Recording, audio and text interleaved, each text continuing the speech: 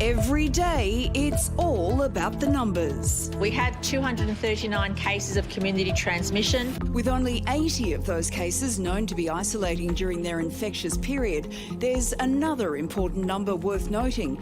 Fully vaccinated people represent just 1% of the thousands who've caught COVID in the current outbreak. What we do know is the vaccines work. There are 222 people in hospital as a result of the outbreak, 54 of those in intensive care, 25 of those on ventilation. Of the 54 in ICU, 7 are in their 20s, 5 are in their 30s. Just shows that this disease can be very serious in younger people as well as older people. And crucially, none of the 54 in intensive care are fully vaccinated. Let August be the month where we break records in vaccinations, because that is our ticket to freedom, and I don't say that lightly.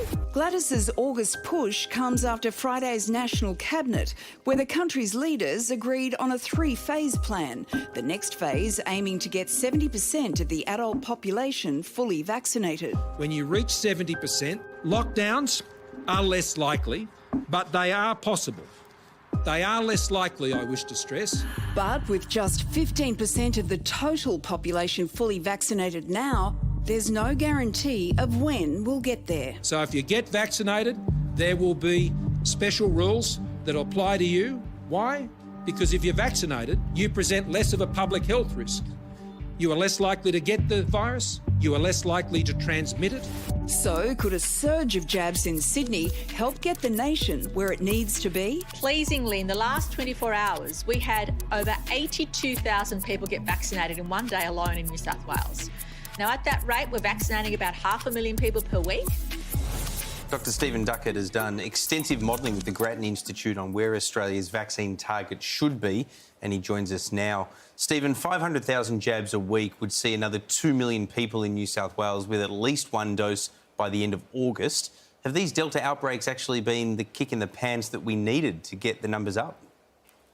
Yeah, so one of the upsides of the spread of the Delta variant is that people change their minds about the urgency of getting vaccinated, and there's been a real spike in vaccinations, both in New South Wales and Victoria, during those lockdown periods when the virus is circulating.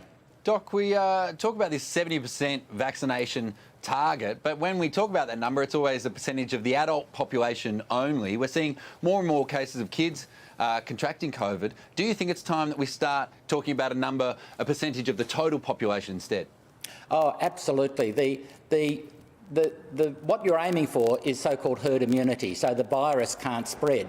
And of course, the virus can spread amongst kids in schools and so on. So the number you need to be talking about is a percentage of the whole population, not of the over 16s, which is who knows what that comes from, or of the over 12s, that is the people who are eligible to be vaccinated at the moment in Australia. So, Doc, if you could make just one improvement to the vaccination approach in Australia right now to help get those numbers up, what would it be? I think it's...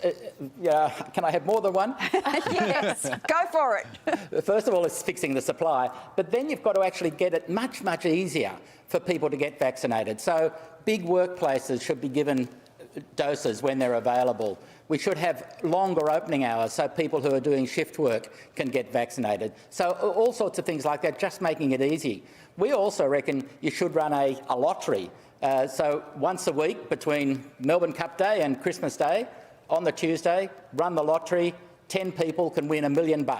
And just for being vaccinated, 1 dose, 1 chance, 2 doses, 2 chances. And the idea is to shift these people who are hesitant and actually get them to get the jab, and we really need to boost those jabs right now. It sounds great in theory, the lottery approach, but there doesn't seem to be much evidence in the US that that's actually worked. Yeah, well, they were trying, I think in the Ohio experience, the evidence is a bit mixed. I think they were trying to get people who were hesitant, who had said no, they weren't going to be vaccinated. Because we've got such a high proportion, 90%, who say they'll be vaccinated, and it's just speeding that vaccination up, I think there's a better chance it's going to work in Australia. And after all, lotteries are part of our DNA. Doc, you mentioned part of our DNA. I reckon a big part of our DNA is beer. Do you think free beer would be a better option? Well, you know, a pub down here in Melbourne started offering free beer if you're vaccinated, and the wowsers got into it. But yeah. Can I suggest it not be Corona? Probably